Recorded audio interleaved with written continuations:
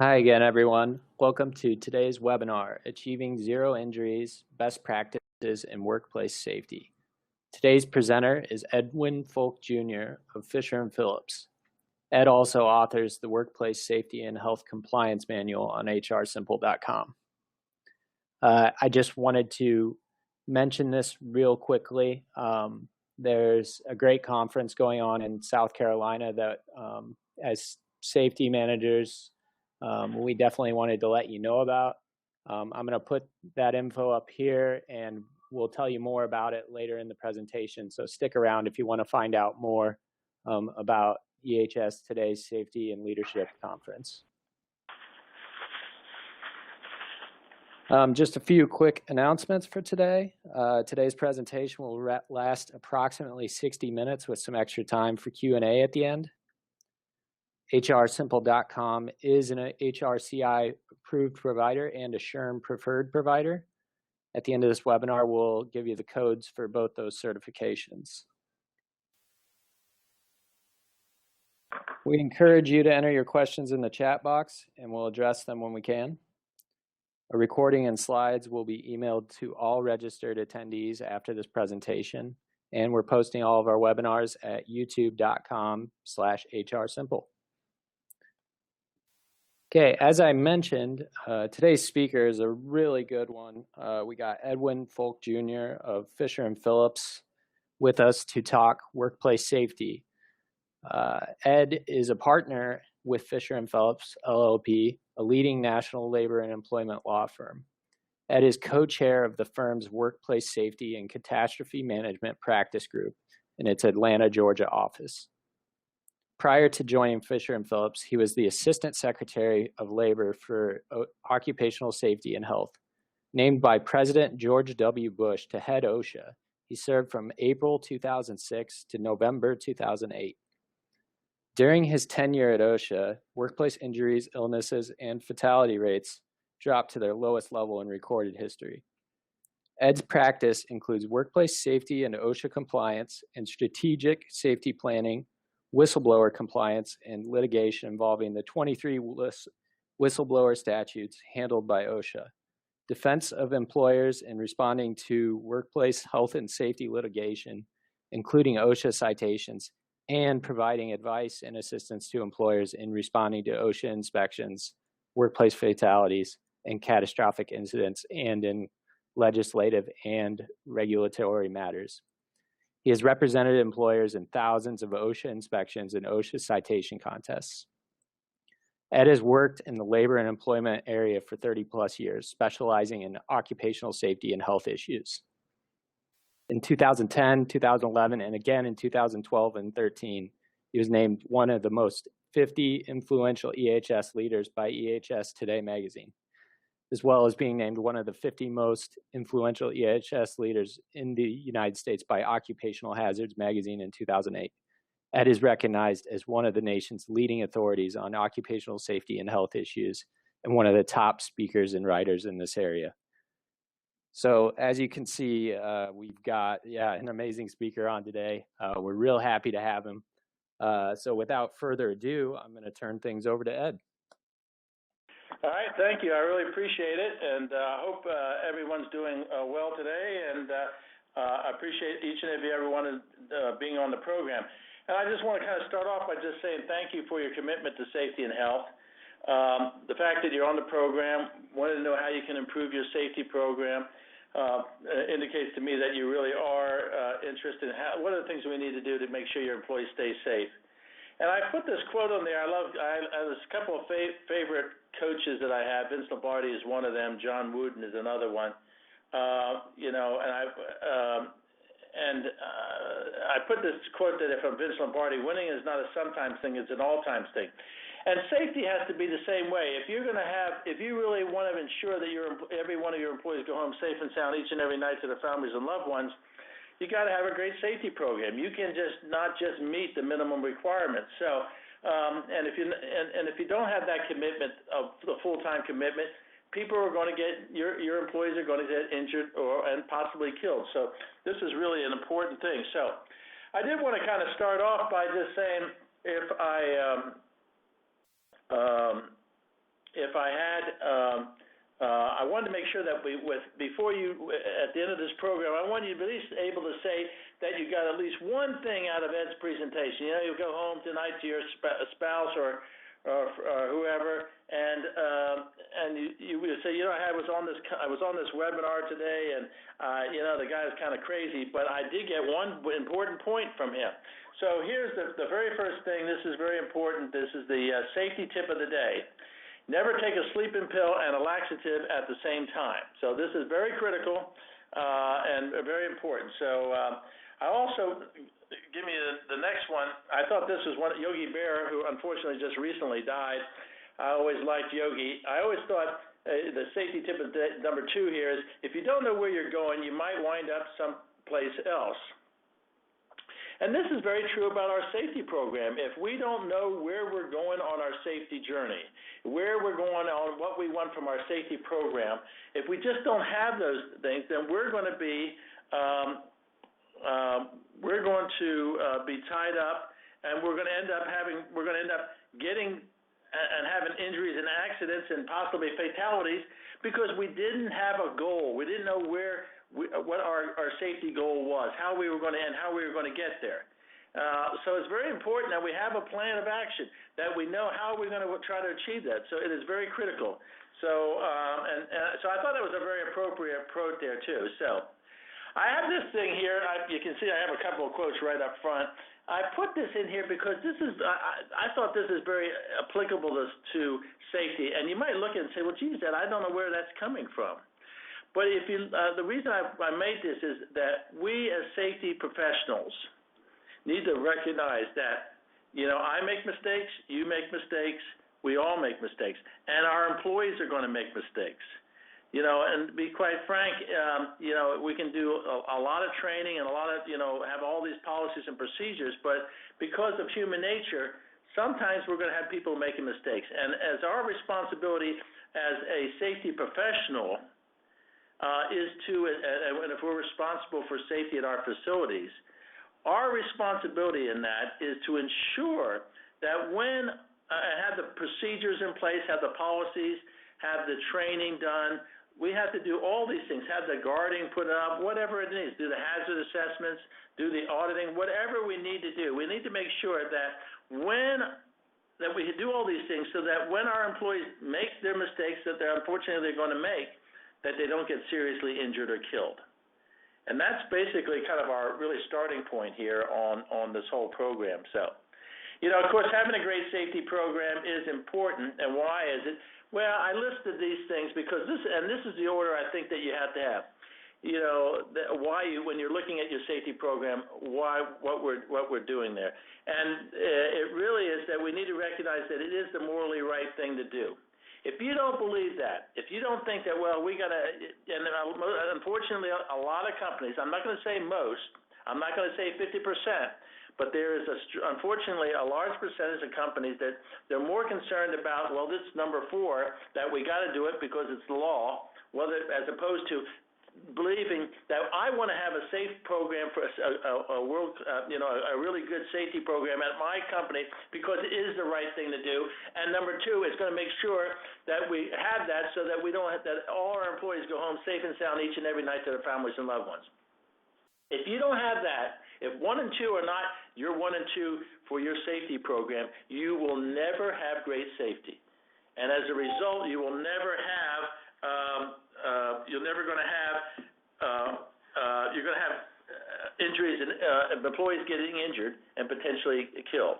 So we need to have. That's why this is so important. We got to believe that, and that's what's going to drive it. Because to be quite to tell you, where I've worked with a lot of companies. I've been doing this since 1980.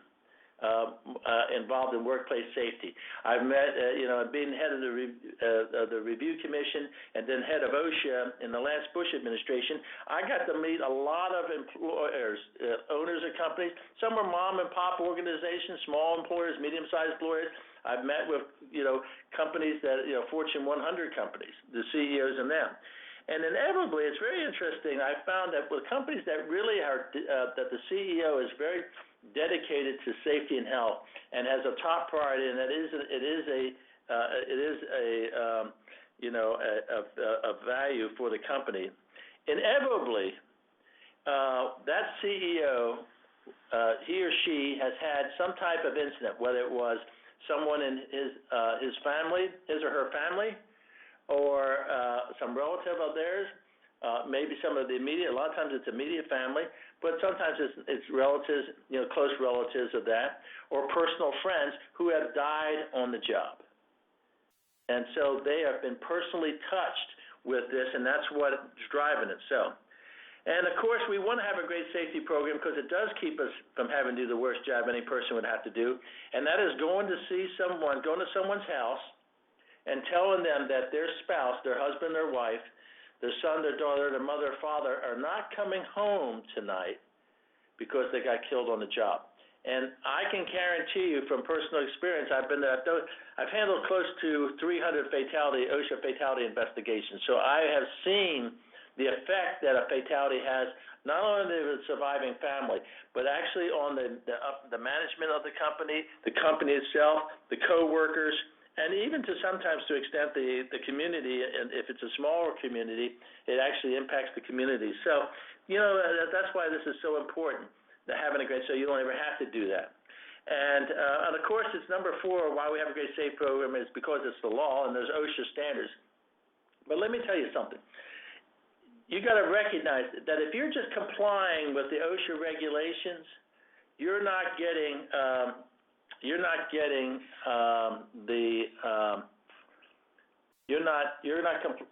just have at best a fair safety program, because the OSHA regulations are just a floor. They're not intended to be the top, all that. So, and then it's essential for the company. Having a great safety program is essential for the company in order to be profitable and competitive in today's marketplace. And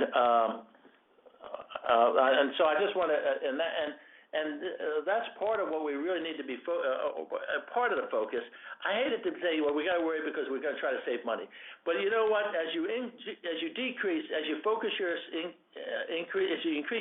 on safety, and you start putting in increasing the whatever it is, doing different types of things to help improve your safety, getting your employees involved in safety. And we're going to talk all about all these things.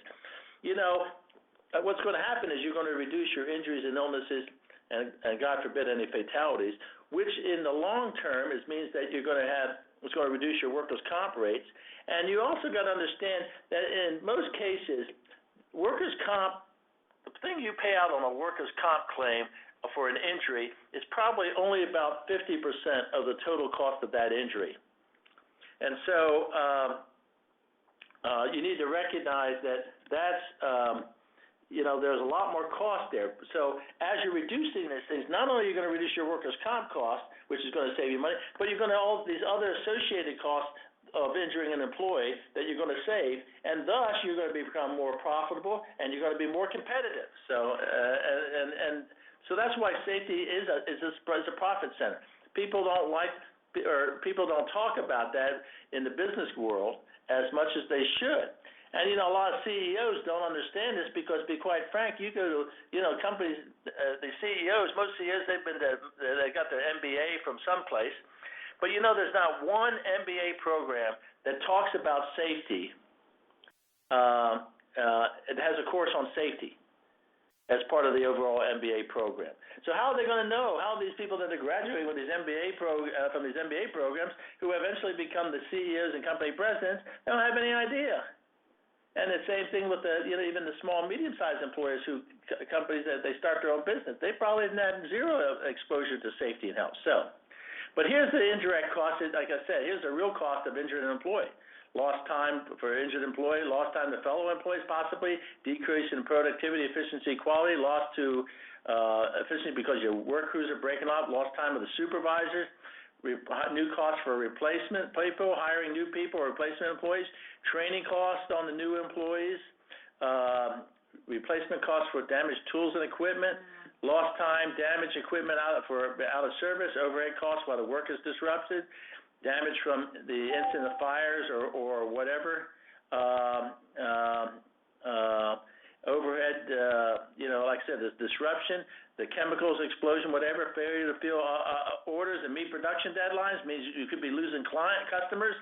And lost time dealing with government agencies, activists, media groups, Now when there's somebody gets injured or killed, you're going to be on television.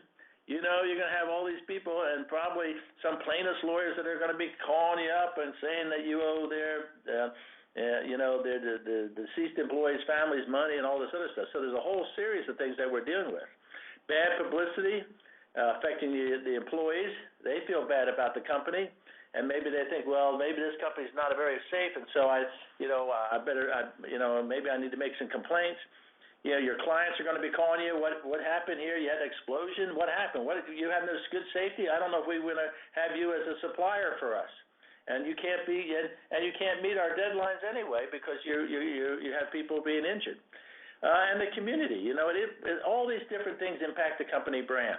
Lost orders and bidding rights, the government contracts. Let me tell you, you don't have a good safety program. President Obama issued an executive order, which will basically kick in next year, that if you're going to bid for any contracts, there's 22, I think, there's over 20 different labor and employment, including OSHA standards, that if you have violations, you have to report that as part of your bid process. And then they're going to determine whether or not you're really the type of person, the company that they want to have get the government contract. And even if you get the government contract, if you have another violation, say under OSHA or any of these other statutes, you have to self-report that. So once you do that, they're going to review the contract that you have, and they're going to say, is this company really what we want? Maybe we're going to take that contract away from them. Of course, you got legal costs, you got negligent tort liability, possibly even criminal liability. And OSHA has been much more aggressive on this type of thing. They've been meeting with the state attorney generals or U.S. attorneys about taking these cases, taking criminal actions against for safety violations, mostly where fatalities occur.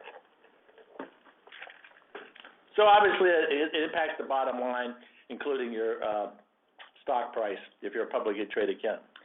I put this on, and I'm not going to go through a lot of these. Really, I put it. This OSHA's top 25. Now, this is not a list that OSHA put out. This is Ed's list of what I see the top 25 low-hanging fruit. These are the things that I see when dealing with my clients that they get cited on. These are the things that I can take this top 25 list. I can go into any facility in the country, and I'm going to find half of these violations. And so these are the things that I'm seeing OSHA utilizing, and I don't think unless they stole my list, and which is not unusual, or because I know a lot of times they attend these programs that I do, and they listen. But these are the things. These are the easy things. That's why I call it the low-hanging fruit. These are the easy violations there. Workplace hazard assessment. I was just talking with a client before I got on this one that said, they don't have hazard assessment for PPE. You're required under this OSHA standard, PPE standard, to assess the work site, and then you have to do number 2, that you have to have a written certification that you did the assessment. Maintenance of exit routes. This is another one. Blocked exit routes. They love these things. They're always looking for. These are things that OSHA, when they come on board, they look for. And you should be looking at these too in order to help you improve your safety program. Because if we eliminate all these things, then we're less likely to get cited there. Mounting on portable and location of portable fire extinguishers. Inspecting and testing. You're supposed to do an annual inspection on every fire extinguisher, and then you're supposed to do a monthly inspection to ensure that it hasn't been utilized.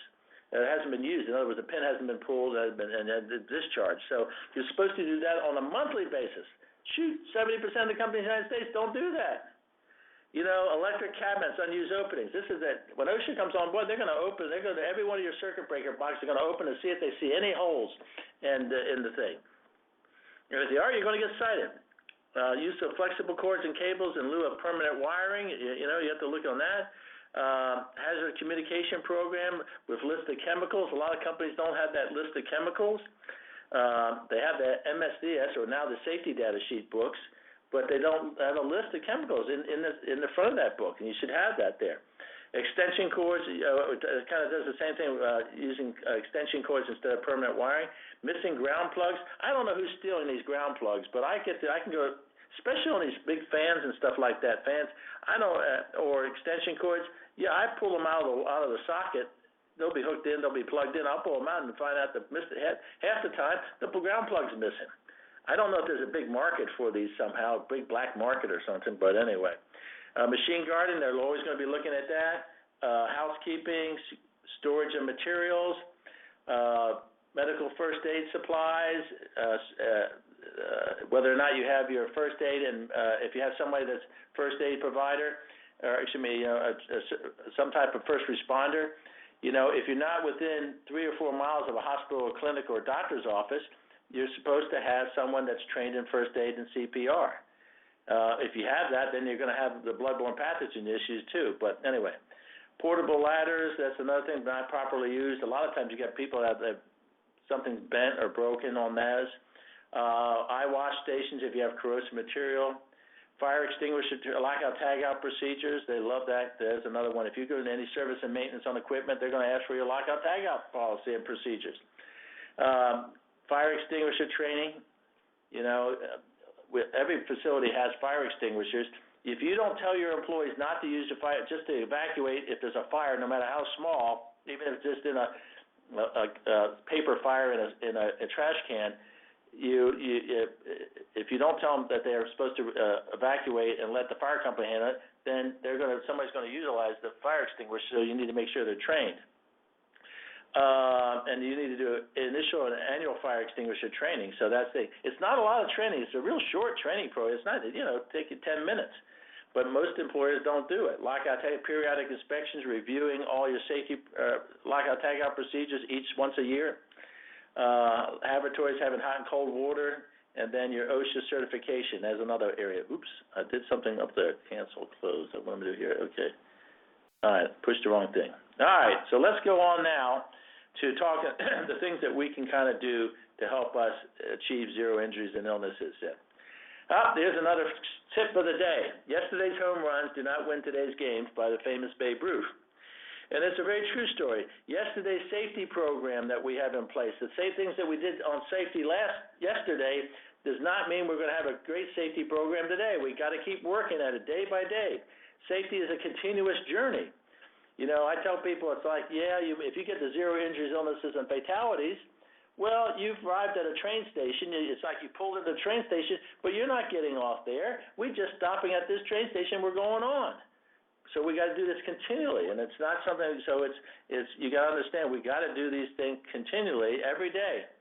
And what we did yesterday, the home runs we did yesterday, ain't going to help us at all for today's game. So we need to wear that there. All right, I note this here is that this is about achieving zero injuries through safety. These are the 4 elements, and we're going to talk about these different 4 elements that basically are accepted as the basis for having a comprehensive safety and health management system, how we can have improvement on it. And it's what you got these 5 different things, but what you add on to each one of those determines how good a safety program, overall safety program you have.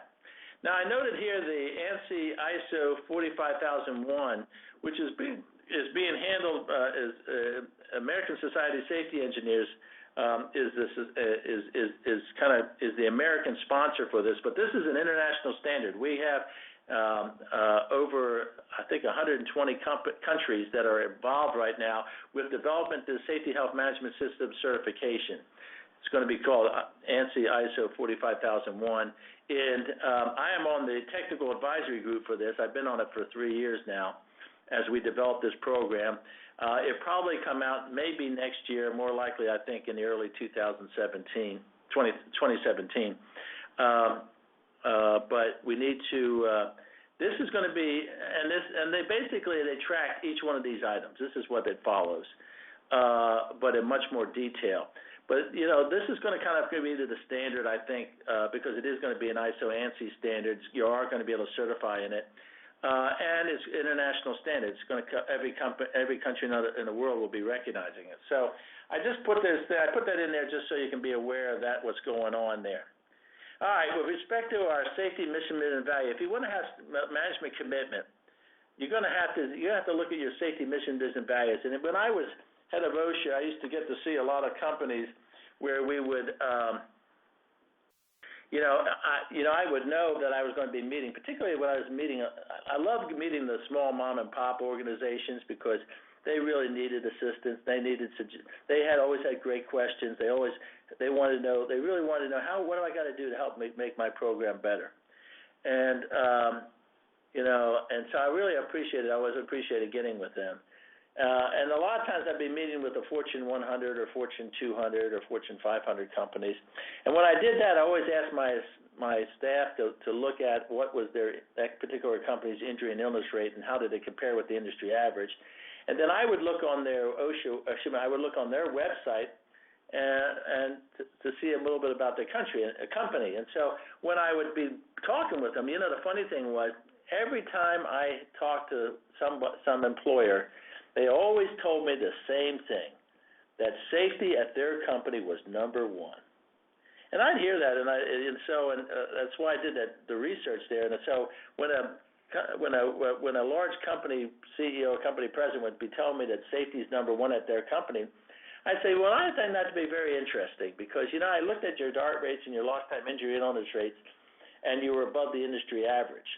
So, and then immediately the CEO would turn to the safety person, and the safety person would start stuttering and stuff like that, and basically we'd be saying, well, I don't know, we work in a very dangerous industry. Well, that's not an excuse. Maybe they would like it to be an excuse, but it wasn't an excuse. The second thing is that it was, they said, well, Ed, we train our employees constantly. We do annual training, we do toolbox meetings, we do weekly talk shows, whatever. And we train them, and they just still violate our rules. They don't pay attention. So my discussion to them would be, well, if it's not sinking in, then why isn't it sinking in? And maybe your training is not as good as you think it is. And when we get back to the end of this program, towards the end there, I'm going to actually ask you to take a test. And now I won't be able to see this, but I'm going to give you a test there, and it goes to the training aspects. And then I would say, and he'd be the CEO, company president, he or she would be telling me safety is number one, and say, I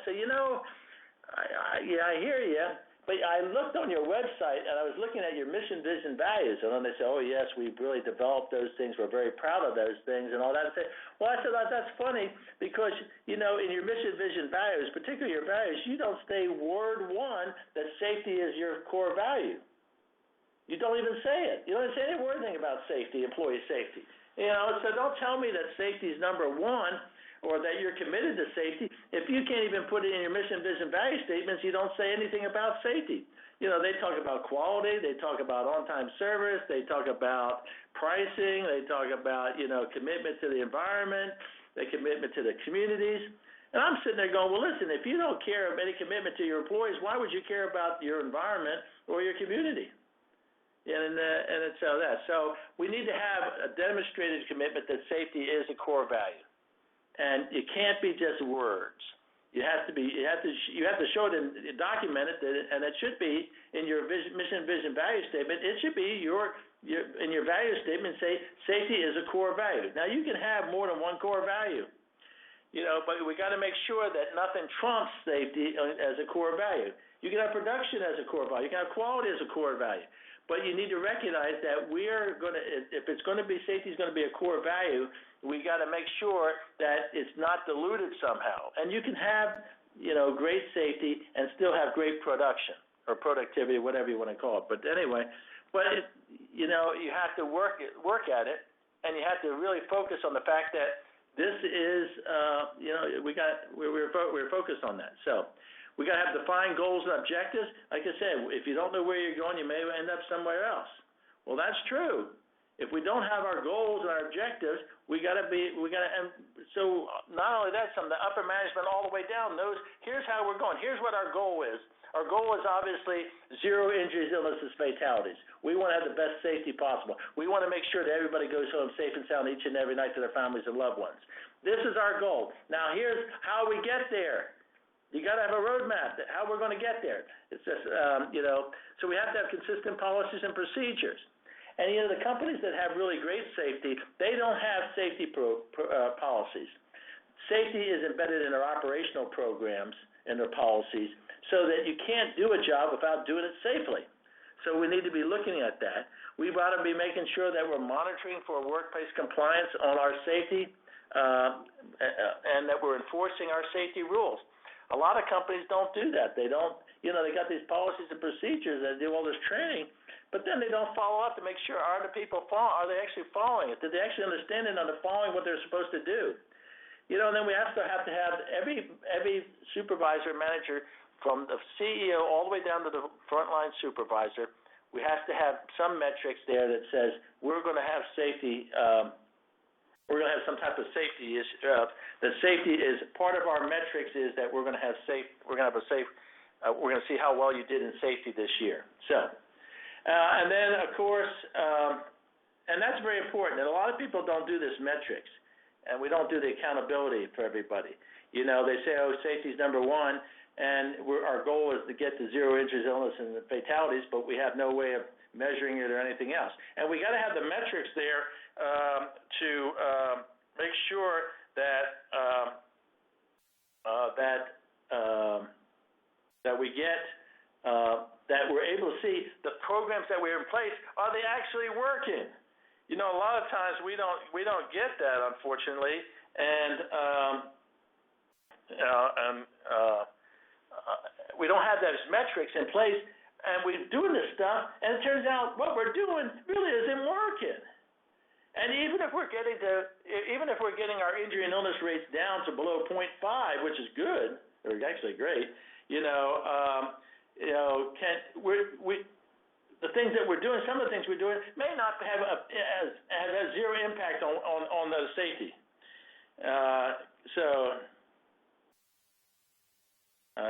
Anyway, but that's the most one of the things that and this is where most people fall down. Now I have here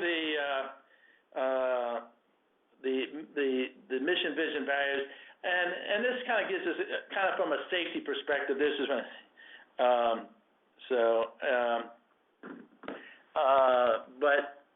but obviously the idea is safety is this a core value as opposed to just lip service there. So, and we got, as I mentioned earlier, we got to make sure that our safety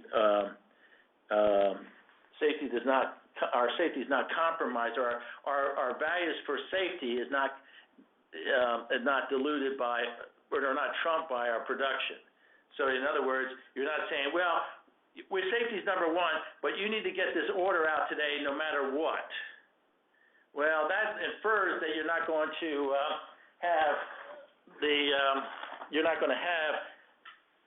they're not going to be focused on safety. They're going to be worried about, can I get this thing out? Can I get this thing out today? And we got to do it whatever. And if we got to not lock out or tag out, or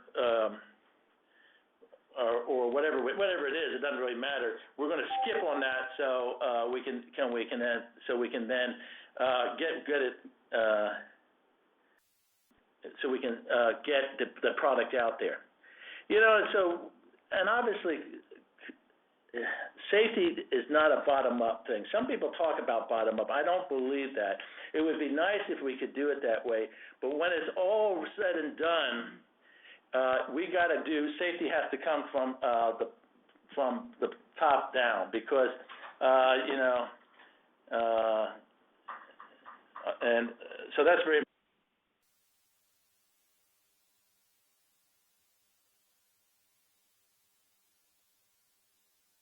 All right, and so we also need to take action to show that we allocate the proper personnel. I mean, you can say safety is number one. If you don't have a safety director, and for small employees, that's almost impossible. But you got to try to figure out how am I going to allocate who's going to be responsible for it? If you're a small or medium-sized company, you don't have, it's particularly small, you're not going to have a full-time safety person, but you probably have an HR person. But part of that allocation of that HR person is make sure that he or she, gets the proper training on safety so that he or she understands what the safety issues. And, I always encourage my clients if they don't have anybody that is specifically dedicated just to safety, then you need to send that HR person, whoever is responsible for safety, they need to go and get the OSHA 30-hour course. That will at least give them a basis of understanding all the safety issues that they need to understand.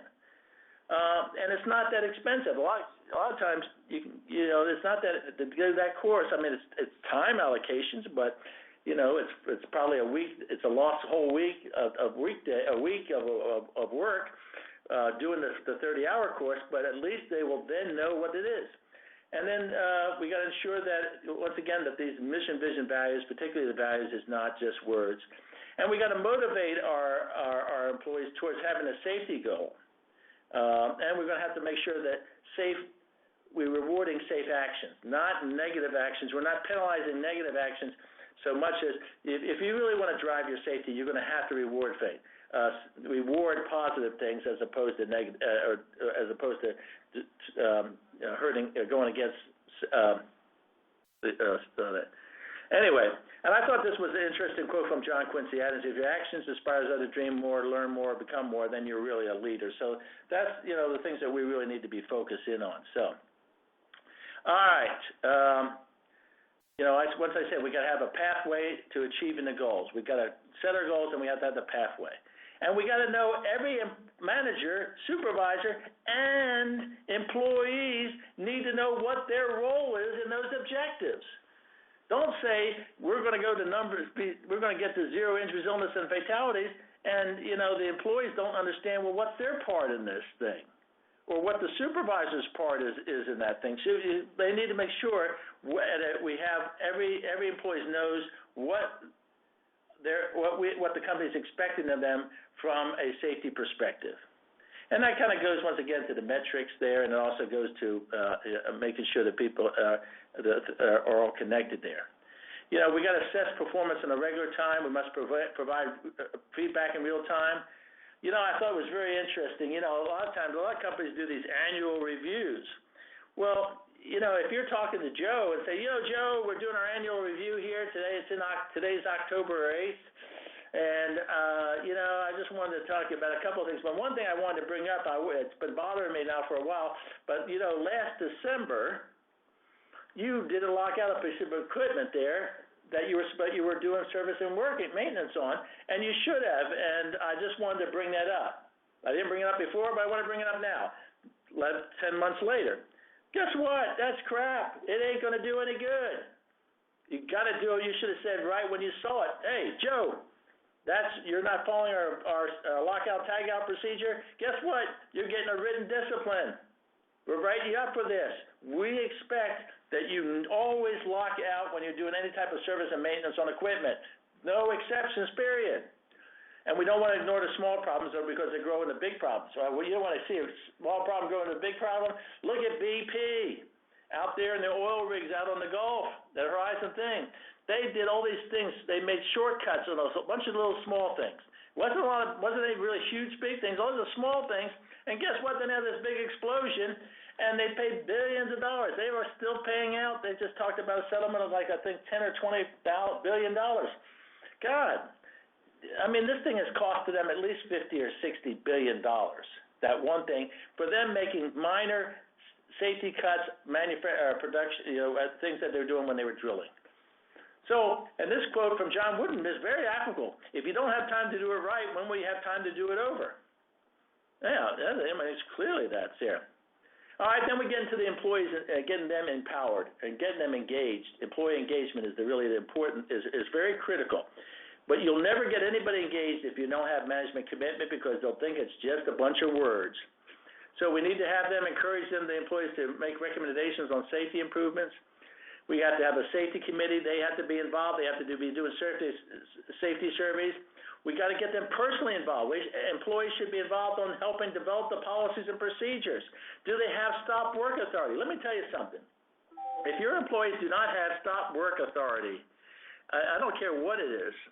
If you don't have, if the employee doesn't have the ability to be able to stop work, know that they have it, and know they're not going to get retaliated against for trying to stop work because they feel that something is unsafe, you'll never have great safety. You'll never achieve the cost savings that you can and improve your productivity and competitiveness that you could if you did. Because if you don't have that, you'll never win.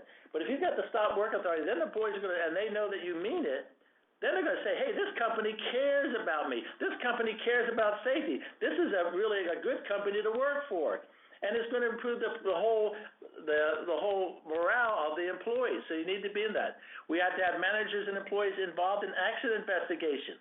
They need to have input in those type of things. They should be involved in the development of safety and health programs. They should be involved in annual reviews of our safety and health policies and procedures.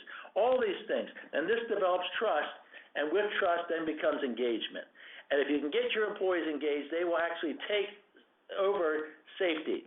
The management will not have to worry about safety because now the employees have become engaged and they have taken ownership of the safety program, and they're not going to let the CEO or company president come out on the work floor without his or her hard hats or safety glasses or steel-toed shoes or whatever, earplugs, whatever they are supposed to have.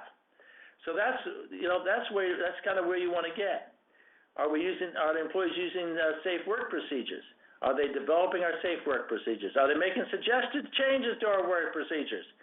Are they reporting and correcting hazards they found? Do they feel, and here's the safety, doing an audit or a survey of the employees, a lot of companies don't want to know how the employees feel safe at work. Do you feel safe at work?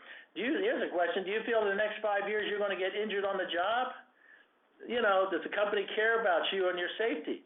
These are questions that no one wants to ask because they're afraid of the answers. But if you don't do it, guess what? You're never going to know. Hazard identification, this is the next step. We've got to identify what are the hazards in our work site. So we're doing a job safety analysis. And once we identify them, are we eliminate them? Or are we using leading versus lagging? Lagging indicators are the DART rates, injury and illness rates, worker comp mod rates. Those are all things because it basically determines. Lagging indicators basically tells you how many employees you've injured. That's what that tells you. It doesn't tell you how good your safety programs.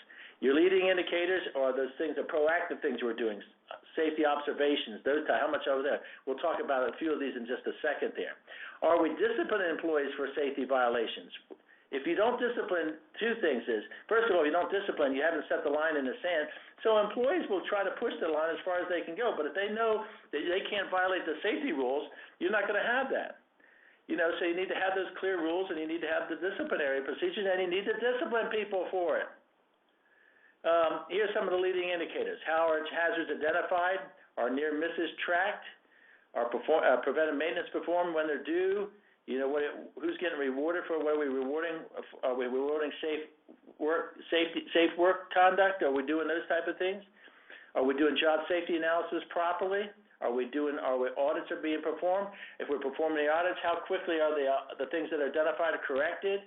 How is safety training conducted? How do we resolve these safety injuries? How often does the safety committee meet? What are their results? How long does it take to fix or to correct the things that they identify? These are all types of leading indicators that we need to help improving our program. And then, of course, we need to make sure that we have consistent policies and procedures that don't conflict with, our mission, vision, value. And I think we've kind of talked about this pretty thoroughly there. But we need to integrate our safety company in our programs together. We need to have common language for both safety and management policies and procedures. We can't do it. And we got to, as I mentioned before, we have to have standard measurements processes. Here's about the more of the leading indicators involving, are they involved in accident and near-miss investigations? One thing, if you really want to improve your safety program, and this is, a lot of companies don't, they do accident investigations, but to be quite frank, you should be doing an accident investigation or a root cause analysis for every entry on your 300 logs. You should be doing an accident investigation or a root cause analysis for every entry on your first aid log. You're going to say, oh, my God, Ed, you got to be kidding. Nobody gets it. It was just first aid. Well, just for the luck of God, it wasn't a serious accident or fatality.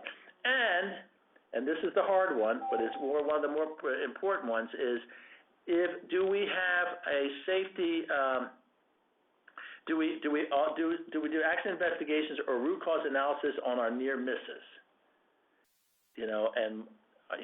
First of all, are we trying to recoup or track our near misses?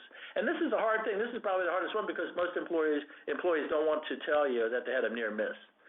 So, but then again, if we don't check on these things, that near miss is going to become an accident or maybe even a fatality. Do we have management of change procedures? Do we know when things change? Are we making sure everything's updated properly? And I thought this was a nice quote from Benjamin Franklin there. And then we got, training for our supervisors here, and that's one of the things I would, really want to be focused in on too. Is how are we training our employees? Are we are we using consistent processes? Are we using proper language there to understand the training? Do we have the policies and procedures there that, is all this in as part of our training? Are we actually training on what is it? And then, once again, as we got to make sure we got to constantly be going back to, okay, here's what we trained on. What is happening out on the field? What's happening out on the work floor? Is it really getting to these people? Do we understand that? And this is the last bullet there is one that we really have a problem with is, people violate the company policies and they get disciplined, but guess what? They never get retrained. You say, oh, don't do that again.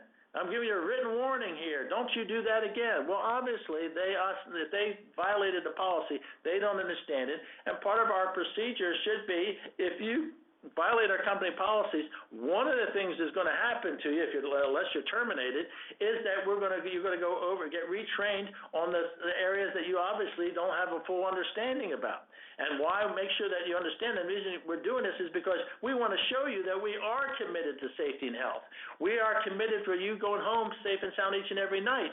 We are committed to make sure that you're not violating our programs, and if you do, you're going to get disciplined, and you're going to have to go through retraining. But a lot of times they don't do the retraining there. Of course, we got to check our training. How often do we train? Who's conducting the training?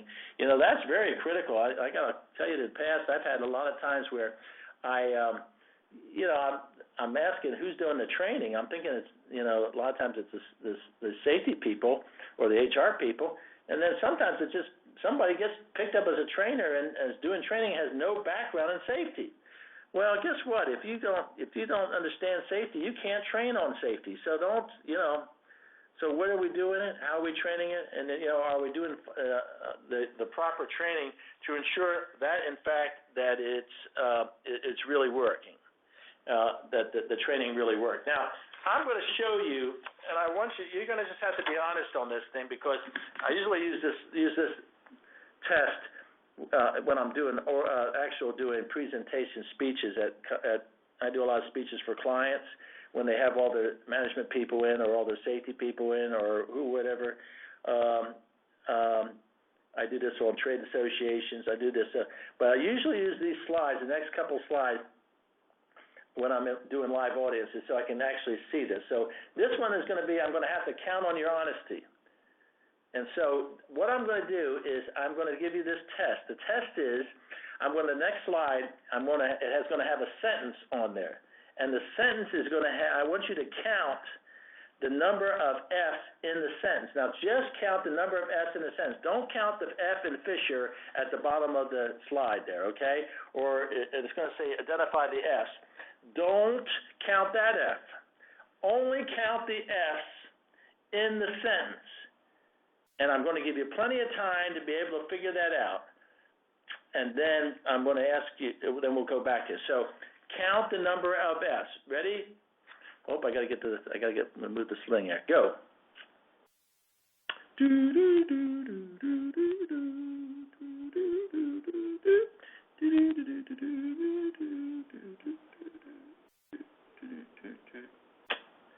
All right.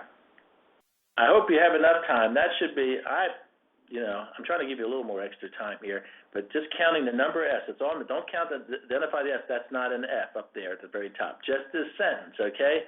All right. Now, how many F's did you see? And I want you to think about this and be honest with yourself. This is not to embarrass anybody. Be quite frank, my normal rate of success on this, on people counting the proper number of F's, is about 20%. 80% fail the test. So here is the answer. 1, 2, 3, 4, 5, 6. And as I said, I'm not here to try to embarrass anybody. This is strictly a tool for you to learn, because for a lot of safety professionals, we use PowerPoints or we use videos in our training. Now, I told you exactly what I wanted you to do on one slide. And I gave you time to do it. And more than likely, 80% of you got the wrong answer. So it's not to embarrass you or anything else like that. It's to show you that we're doing PowerPoints training for a lot of our employees, or videos for a lot of our employees, and we're assuming they get all that information and they're catching everything. And the answer is they're not. So we've got to be really focused on our training to ensure that we're getting the right type of thing. So what are we doing now? What do we got to do to move forward? Well, we got to assign employees to review our policies and procedures. We need to be doing those on an annual basis. We need to be asking for feedback on our safety program. We cannot be afraid of that. We got to figure out where can we improve. What do we got to do better? Let's look at our OSHA 300 logs. Use that as a tool to see where we're having our problems. What type of problems are we having? How do we eliminate those problems? And that's why I'm saying you should be doing an accident investigation or a root cause analysis for every person. Thank you. And we need to close the communication loop. We need to make sure we're getting the right type of, we're communicating with our employees, and it's a two-way street here. It's not a one-way street. It's a two-way street. And we got to keep improving. Like I said, just because we get the zero injuries, illness, and fatality does not mean that we're now have arrived and that we can rest on our laurels, because you can never, with safety, there is no laurel resting. So we need to know, too, is what's going on next? What other things do we have to deal with, too? Because this is very important.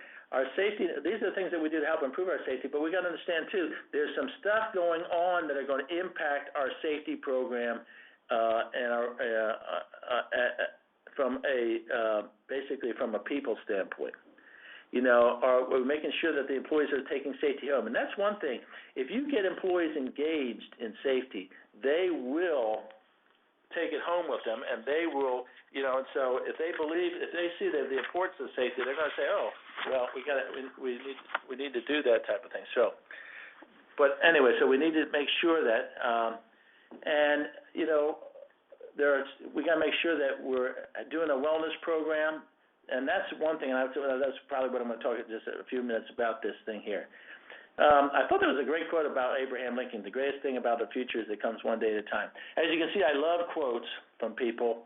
I try to tie them in as best I can to the programs I'm doing here. This is the changing workforce here. We got two different changes occurring. First, we've got a aging workforce, and this is going to impact your safety program. And if you don't deal with this issue, it's going to dramatically impact your cost there. Even with Obamacare, it's still going to impact your cost.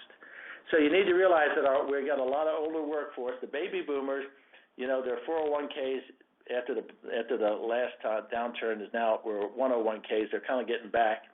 A lot of baby boomers, grew up, and this had been the case for decades before that. Is when you get out of school and you buy a house, get married, buy a house. You pay off your house when you by the time you get ready to retire after 25, 30 years, and then and the house is appreciated dramatically, and then you sell it and you move down to Florida and live in an apartment, and you got money to live off for the rest of your life. Unfortunately, a lot of houses are upside down, and I have a house up in Greenville, South Carolina, which I think it's finally gotten to the break-even point to my mortgage. So, but anyway, we need to be aware of those type of things. So we got a lot of the baby boomers staying on a lot longer than they thought they were.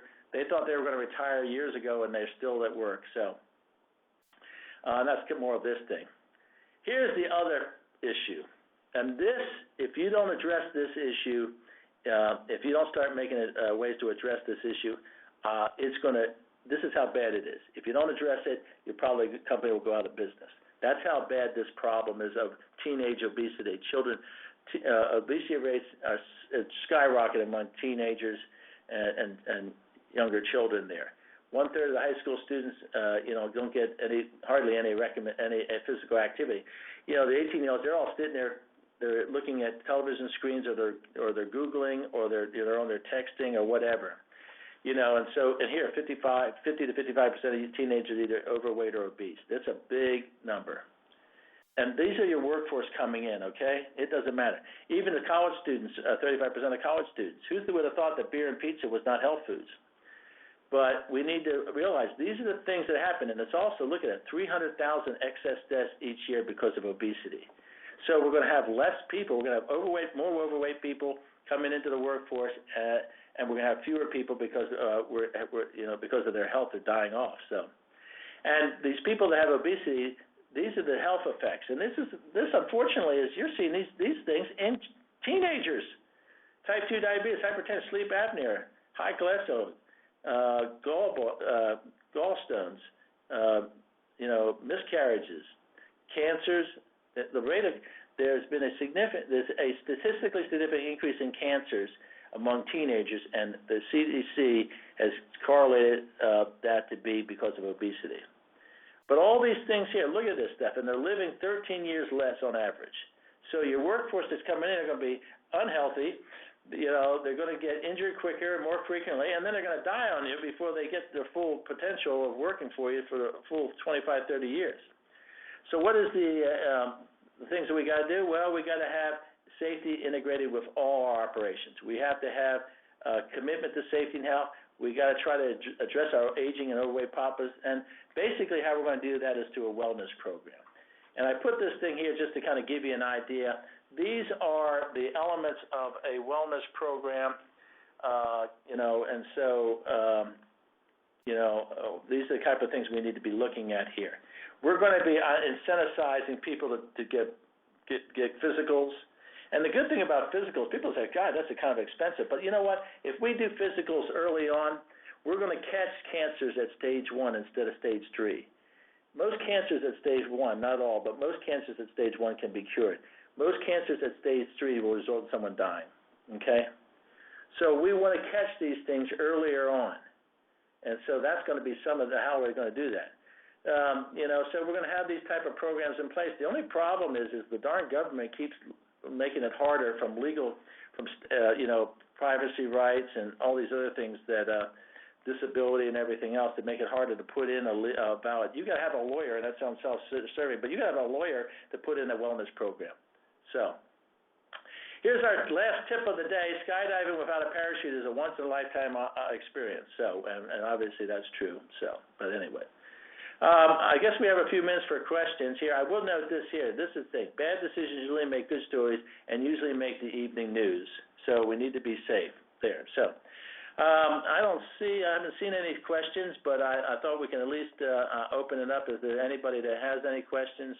And, if you ever have any questions, you obviously here, you're going to get these slides. You're going to have my phone number and my email address here. So I'm going to go back to the one I like. I like this the best. So anyway. Do we have any questions? All right. I don't think we've had any questions come in.